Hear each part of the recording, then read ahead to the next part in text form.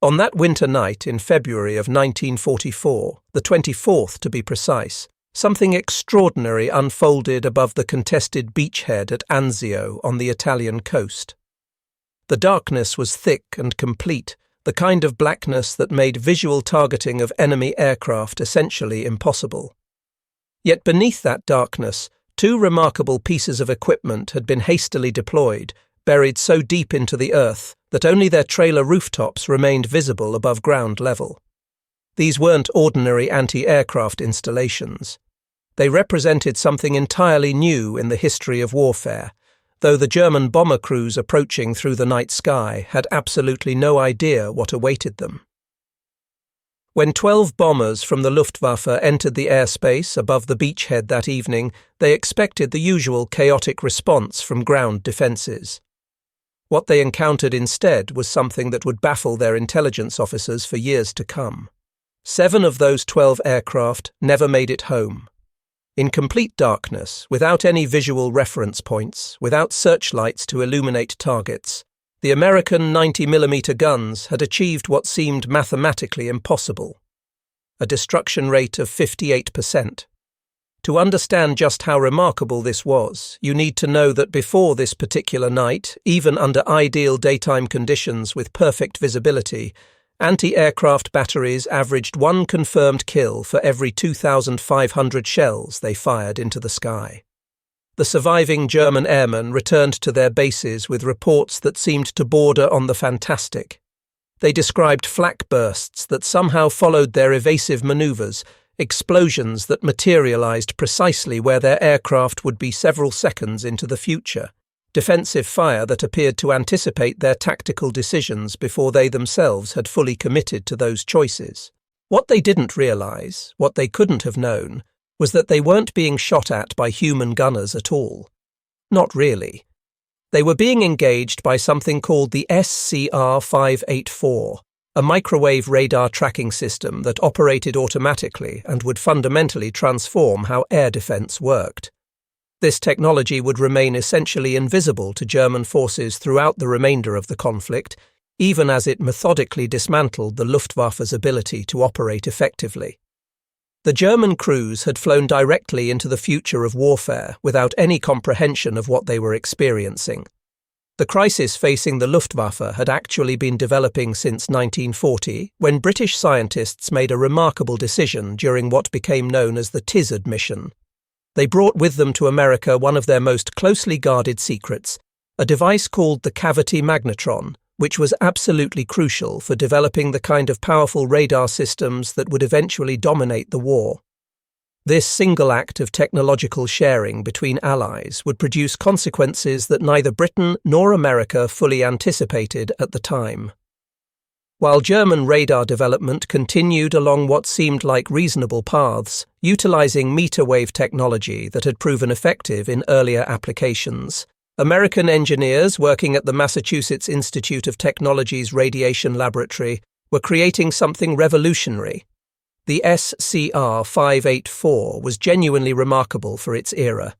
It could detect aircraft at distances reaching 40 miles, and it achieved range accuracy down to 75 feet. The system operated on microwave frequencies that German detection equipment simply couldn't perceive. It transmitted at frequencies between 2,700 and 2,900 megahertz, which corresponded to wavelengths of 10 to 11 centimeters. The system sent out pulses of 300 kilowatts lasting 0.8 of a microsecond, repeating these pulses 1,707 times every second. German radar warning receivers, which had been specifically designed to detect British radar systems operating at 200 to 600 megahertz, were completely blind to these emissions. The aircraft receiving these warnings simply had no equipment that could tell them they were being illuminated by American microwave radar. The technological gap extended far beyond simple frequency differences. The SCR-584 employed automatic tracking through something called conical scanning. The radar beam rotated around its central axis, creating a cone-shaped pattern that could lock onto moving targets and follow them without any human intervention whatsoever. When this system was integrated with the M9 gun director, which was essentially an analog computer containing 160 vacuum tubes, the combined system could calculate firing solutions 30 times per second. These calculations accounted for wind speed, air density, target velocity, and the gravitational drop of the shells in flight. The deployment at Anzio represented a genuine watershed moment in the history of anti-aircraft warfare. After that first devastating night, air attacks against the beachhead simply stopped for an entire week. Eventually, a single reconnaissance aircraft appeared, probably sent to test whether the defences were still as lethal as they had been. That plane was destroyed. By the end of that week, 10 additional systems had been moved into position around the beachhead, and the air threat to Anzio was effectively eliminated. German bomber crews, who had successfully attacked Allied positions for years across multiple theatres of war, suddenly found themselves confronting something they had never encountered before. The system's effectiveness came from its complete automation. Once an operator acquired a target on the SCR-584 and switched the system into automatic tracking mode, the radar locked onto that aircraft and followed it regardless of whatever evasive manoeuvres the pilot attempted. The tracking data fed directly into the M9 director, which computed the future position where the shell and aircraft would intersect. 4 90mm guns, slaved to the director's calculations, moved in perfect synchronization. German crews reported a phenomenon that defied explanation. Flak bursts seemed to anticipate their evasive actions. When they dove, shells exploded exactly where they would be at the bottom of that dive. When they turned, explosions appeared along their future flight path. This wasn't the barrage fire they had trained against and learned to survive. This was precision shooting executed by machines that calculated faster than any human could possibly react.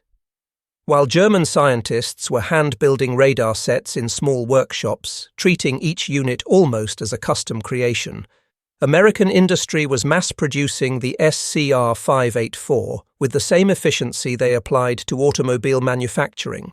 Approximately 1,700 of these systems were produced to provide defense against air attacks.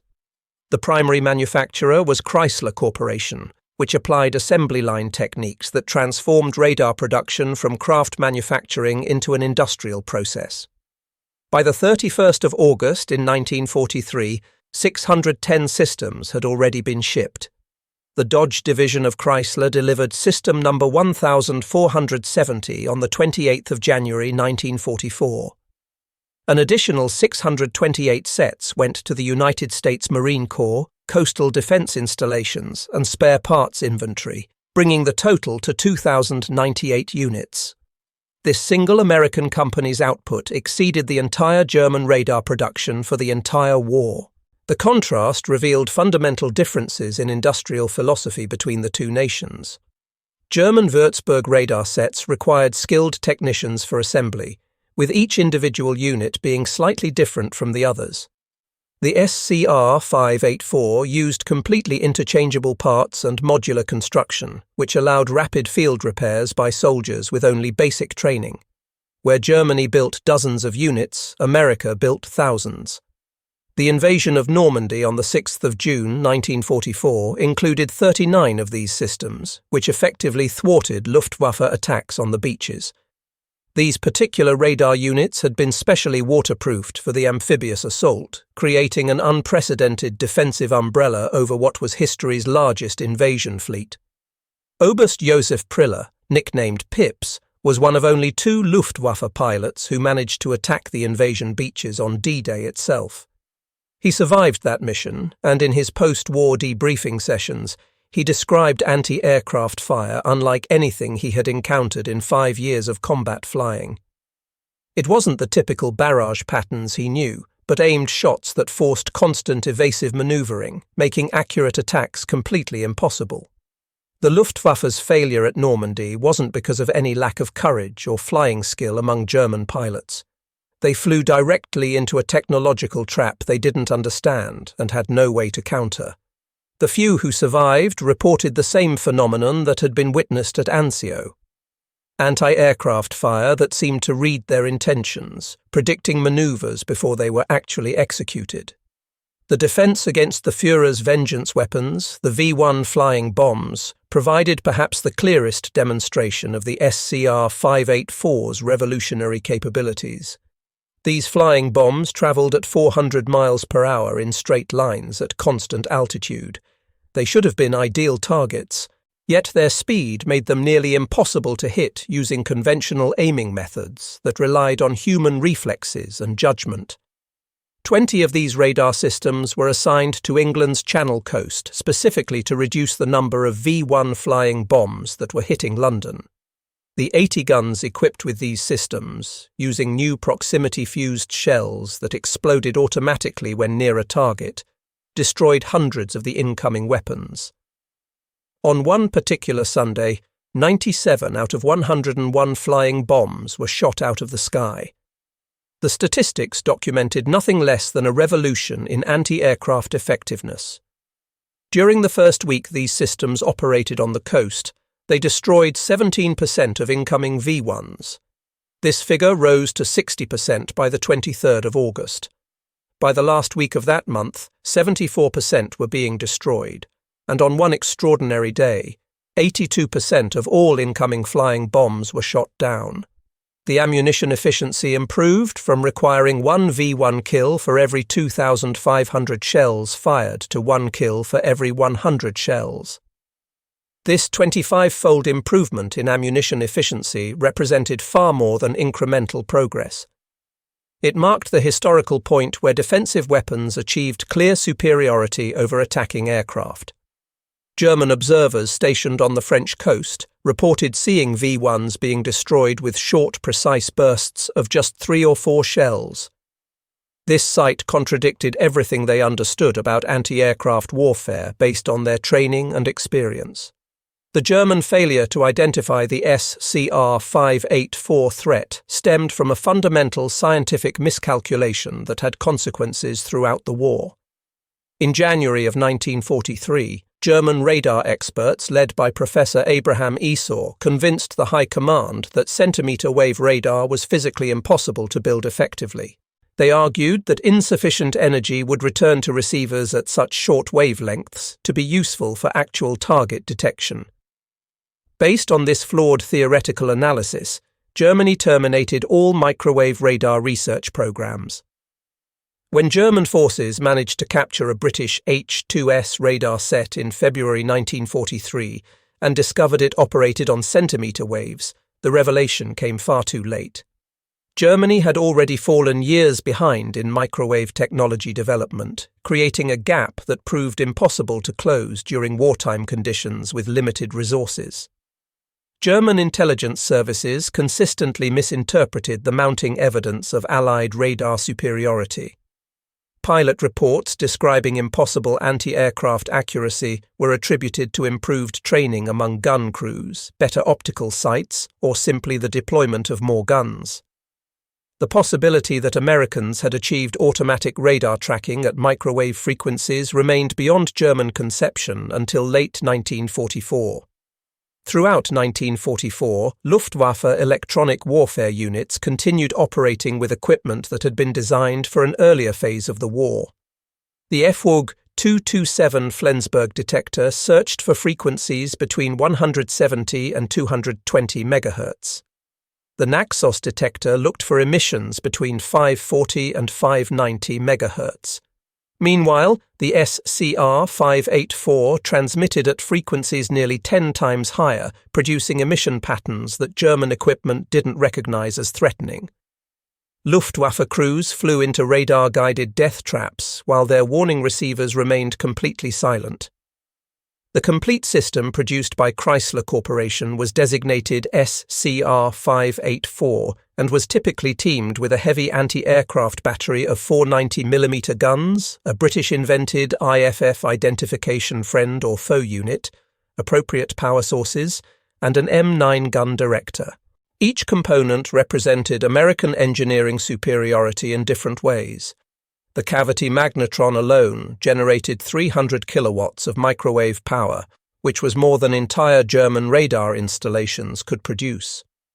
The servo mechanisms that enabled automatic tracking achieved precision levels that German industry couldn't replicate with available manufacturing techniques. The M9 director performed ballistic calculations that would have required teams of human computers working with mechanical calculators. The integration of all these technologies into a single cohesive weapon system represented a conceptual leap that German military thinking simply hadn't achieved. Designated as the SCR-584 anti-aircraft gun laying system, approximately 1,500 of these were actively used in both Europe and the Pacific starting in early 1944. Each system could track aircraft traveling at 600 miles per hour, which was faster than any operational aircraft in service during 1944. This capability provided future-proofing that proved valuable when German jet aircraft began appearing in combat. By the middle of 1944, the Luftwaffe faced a crisis of unsustainable attrition across all its operational units. Adolf Galland, who was serving in a senior command position, reported that Luftflotte Reich had lost 38% of its fighter pilots during April of 1944 alone, while Luftflotte 3 had lost 24% of its pilots during the same period. Altogether, the Germans had lost 489 pilots, including 100 officers. Meanwhile, training centres had only forwarded 396 new pilots, including just 62 officers. These losses weren't solely from air-to-air combat with Allied fighters. Increasingly, experienced pilots were falling to anti-aircraft fire that exhibited impossible accuracy. Ground attack aircraft, which were absolutely essential for Wehrmacht tactical doctrine developed during the early war years, became particularly vulnerable when operating within the SCR-584's optimal tracking envelope. Adolf Galland, in his post-war memoir titled The First and the Last, wrote that by 1944, approaching Allied positions meant entering zones where death was mathematically calculated. The guns didn't aim at where German aircraft were at any given moment, but rather where those aircraft would be in the immediate future. There were no tactics that could effectively counter this capability, no countermeasures that pilots could employ, only luck-determined survival. In December of 1944, during the Ardennes offensive that became known as the Battle of the Bulge, German forces finally managed to capture a damaged but essentially complete SCR-584 near the town of St. Vith. Dr. Hans Plendl, who was Germany's leading radar expert at the time, personally led the technical examination of this captured equipment. His report to the High Command was absolutely devastating in its conclusions. The Americans had achieved automatic tracking with accuracy levels that German scientists had believed were impossible. The Americans operated on wavelengths that Germany couldn't detect or jam with any existing equipment. Most significantly for German prospects, the Americans were mass-producing these systems with industrial efficiency, while Germany struggled to build even laboratory prototypes. The captured system revealed numerous innovations that German science had deemed theoretically impossible based on their understanding of physics and engineering. These included automatic tracking that maintained lock despite target maneuvers, electronic computation of three-dimensional firing solutions in real time, and seamless integration of radar, computer, and weapons into a single system. But this knowledge came far too late in the war to develop effective countermeasures or build equivalent systems.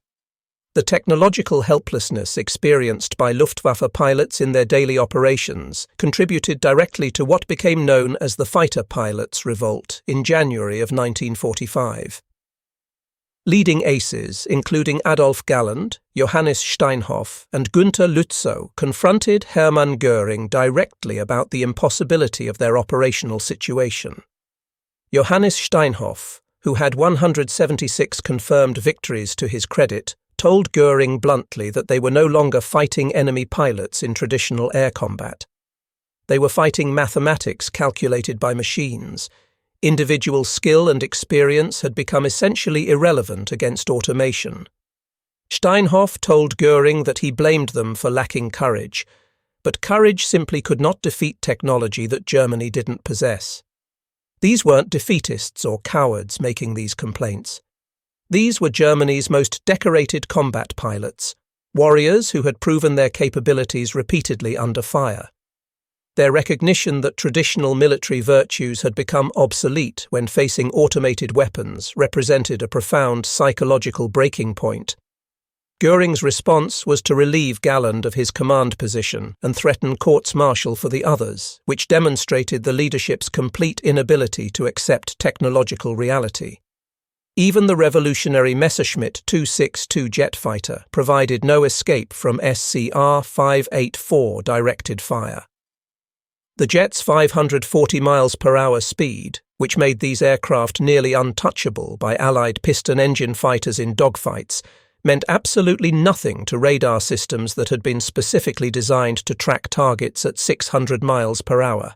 Oberstleutnant Heinz Baer, who was one of Germany's most successful jet pilots, reported after the war that they had believed their speed would protect them from flak. Instead, they discovered that American guns tracked them perfectly regardless of their velocity.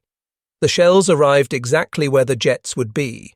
Speed only meant the pilots had less time available to attempt evasive maneuvers. Several jets were lost to anti-aircraft fire that exhibited impossible accuracy. The SCR-584's ability to track and destroy even jet aircraft demonstrated American foresight that German military planning had completely lacked. The system had been designed to specifications that anticipated faster aircraft than existed when development began. The Germans built excellent radar systems to specification but had limited production capacity throughout the war. This disparity reflected deeper advantages inherent in American industrial culture and manufacturing philosophy. The SCR-584 had been specifically designed for operation by drafted civilians who received only 6 weeks of training. German radar systems required engineers and technicians with months of specialized technical education. Beyond raw specifications, the SCR-584 demonstrated numerous practical advantages that amplified its effectiveness in actual combat conditions. Setup and mobility were remarkable. The system could be operational within 30 minutes of arrival at a new position, compared to hours required for comparable German systems. This mobility proved absolutely crucial during Italy's fluid campaign, where the SCR-584 provided immediate air defense for rapidly advancing forces. The system maintained weather independence, continuing effective operation in rain, snow, and fog that completely blinded optical targeting systems. German radar performance degraded significantly under adverse weather conditions. Maintenance simplicity was another major advantage. The modular construction allowed component replacement by the operators themselves, without requiring specialized technicians. German systems required expert technicians for even minor repairs. Crew requirements were minimal. 3 operators could run an SCR-584 effectively, versus 8 personnel required for the German Würzburg-Riesa radar system. Field Marshal Albert Kesselring testified after the war that American radar-controlled anti-aircraft fire had made German tactical air support impossible by early 1944. The Wehrmacht, which had pioneered combined arms warfare during the 1930s and used it to devastating effect in the early war years, found itself fighting essentially blind while the Allies observed everything from above with impunity. The campaign against the V-1 flying bombs provided quantifiable proof of revolutionary advancement in anti-aircraft technology. During the first week of operations, the interception rate stood at 17% using conventional methods. By the 4th week, the rate had climbed to 60%. By the 8th week, the average interception rate reached 74%. The best single day saw an 82% interception rate. Ammunition efficiency improved by a factor of 25 compared to conventional methods. These statistics represented the first time in the history of warfare that defensive guns achieved consistent superiority over attacking aircraft. The V-1, which was essentially a primitive cruise missile, flew predictable paths that theoretically should have made it an easy target for anti-aircraft guns. Yet its 400 miles per hour speed had initially made it nearly invulnerable to conventional anti-aircraft methods that relied on human tracking and aiming. The SCR-584 changed that equation completely and decisively. German electronic warfare, which had been highly successful against British radar systems early in the war, proved completely ineffective against the SCR-584. The Luftwaffe's sophisticated jamming equipment, all of which operated on meter wavelengths, had absolutely no effect on microwave systems. German chaff, called Düppel, which was cut to precise lengths matching meter wavelengths, was equally useless. The failure went well beyond simple equipment limitations. German electronic warfare doctrine fundamentally assumed that adversaries would use similar technology operating on similar principles.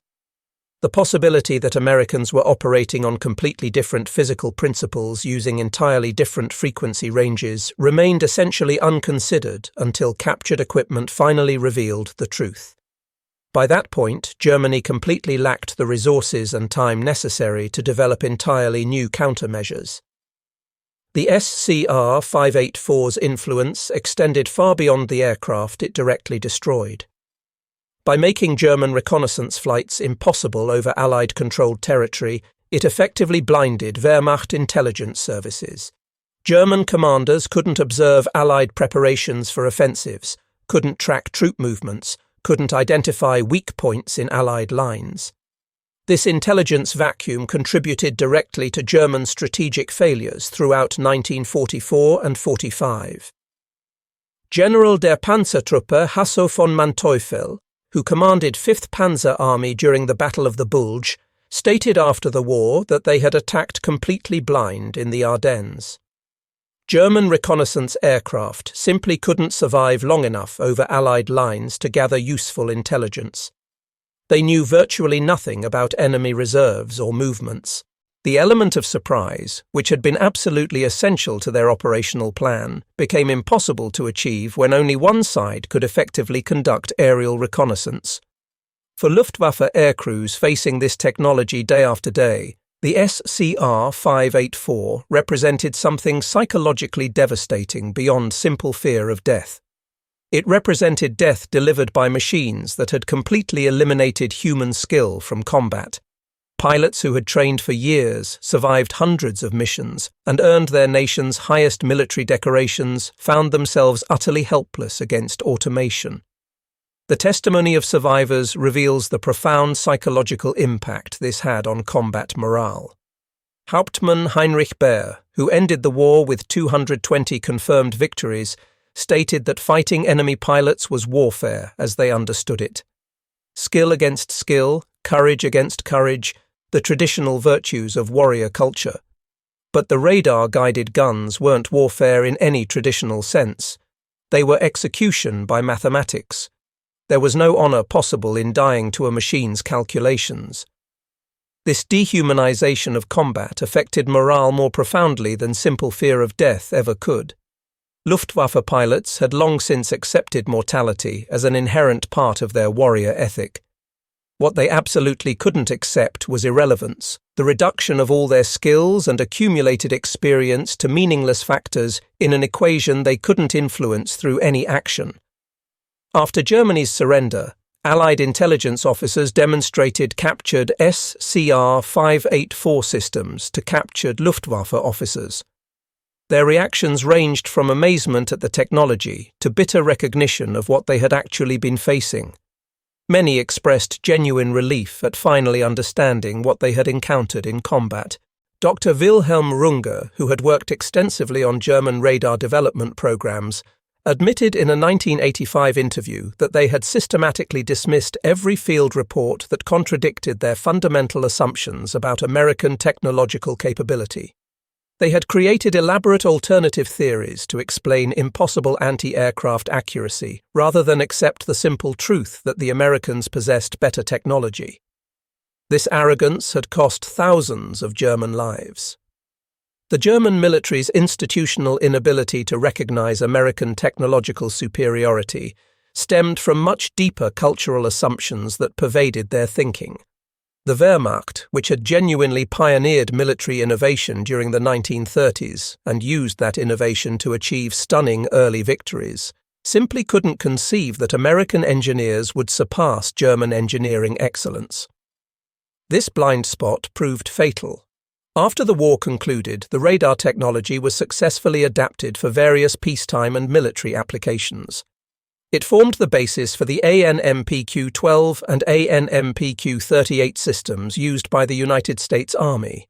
It was incorporated into field artillery missile systems, including the MGM-5 Corporal missile. The fundamental principles established by the SCR-584, including automatic tracking, computer-controlled prediction, and complete systems integration, became absolutely fundamental to all subsequent air defense systems developed during the Cold War and beyond. Every modern surface-to-air missile system descends conceptually from innovations first implemented in the SCR-584. It conclusively proved that effective air defense required completely removing human reaction time from the engagement cycle. This crucial lesson, learned through the systematic destruction of the Luftwaffe's combat power aircraft by aircraft, shaped military technology development throughout the Cold War era and continues influencing design decisions today. While complete production and combat statistics remain somewhat elusive due to extensive wartime record destruction, the available data clearly demonstrates the SCR-584's devastating effectiveness in actual combat operations. Confirmed production numbers show a minimum of 1,700 units manufactured by Chrysler alone, with 2,098 units documented overall.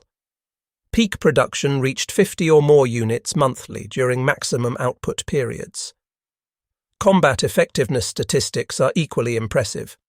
During the first night at Anzio, 7 out of 12 bombers were destroyed, representing a 58% kill rate that was essentially unheard of for nighttime anti-aircraft operations.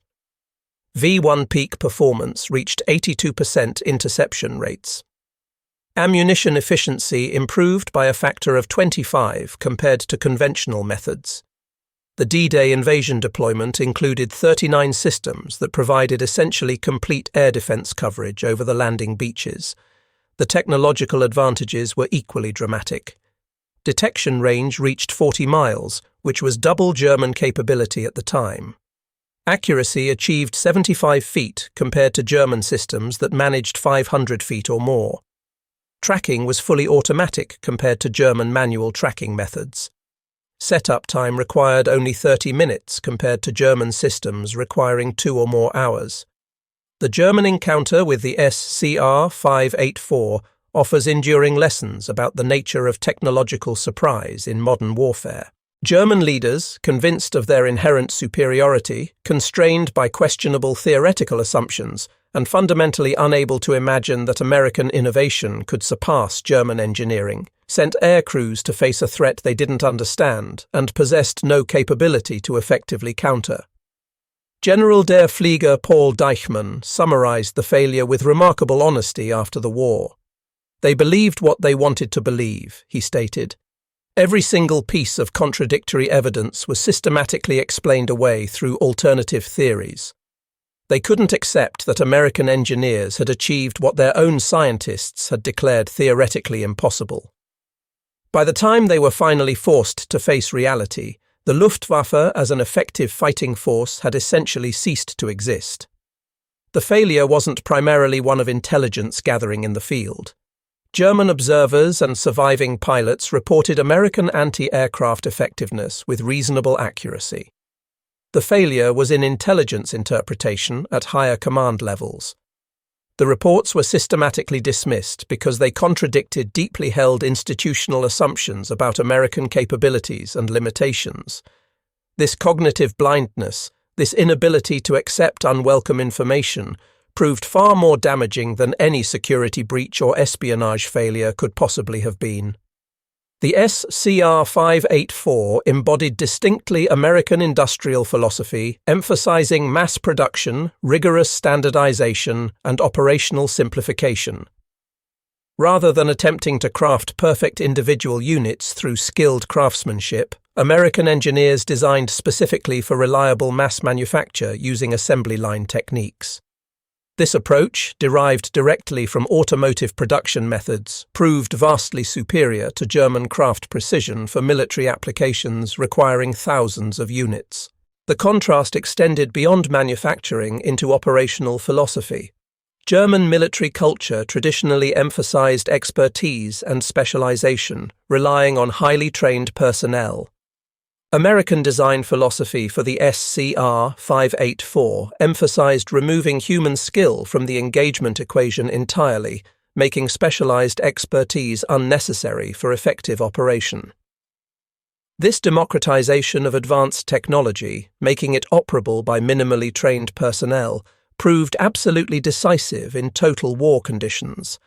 The SCR 584 marked the definitive end of aerial warfare as primarily a contest of human skill between pilots and gunners. It initiated the age of automated combat systems that continues advancing to this day. For the Luftwaffe, this transition meant the systematic destruction of their combat power through a technology they couldn't detect, couldn't understand, and couldn't counter. The Germans never truly understood how American radar had so comprehensively devastated the Luftwaffe, because acknowledging that reality would have required admitting fundamental inferiority in science, industrial capacity, and military innovation. That psychological barrier proved completely insurmountable until total defeat made denial impossible to maintain. For the Luftwaffe aircrews who directly faced this technology in combat operations, the SCR 584 represented death calculated by utterly impersonal machines, delivered with perfect mathematical precision and completely immune to human courage, skill, or combat experience. They flew into an invisible electronic killing field where their fate was computed and sealed before they even arrived over the target area. The age of romantic warrior pilots ended definitively in the skies over Europe, destroyed by American radar systems that tracked invisibly on frequencies German equipment couldn't detect, calculated solutions instantly faster than human thought, and killed automatically without mercy or hesitation. The legacy of the SCR 584 extends far beyond its impressive wartime service record. It established the fundamental template for all modern air defense systems and conclusively proved that in technological warfare, the side that successfully automates the kill chain achieves decisive victory. The Luftwaffe learned this brutal lesson through the methodical destruction of its combat power, lost aircraft by aircraft, with each kill calculated and delivered by machines that never experienced fatigue, never missed their computed solutions, and never knew the concept of mercy. The Germans never knew, not until far too late in the war to matter, that they weren't actually fighting American gunners employing superior training or tactics. They were fighting American mathematics itself, physically embodied in radar systems that transformed the sky into a computed killing zone. Their courage, accumulated skill, and hard-won combat experience became utterly irrelevant factors in equations they couldn't see, couldn't jam with available electronic warfare equipment, and ultimately couldn't survive against. In that terrible revelation lay the birth of genuinely modern warfare, where ultimate victory belongs not to the brave or the skilled, but rather to the technologically superior side that can effectively automate combat decision cycles faster than human opponents can possibly react.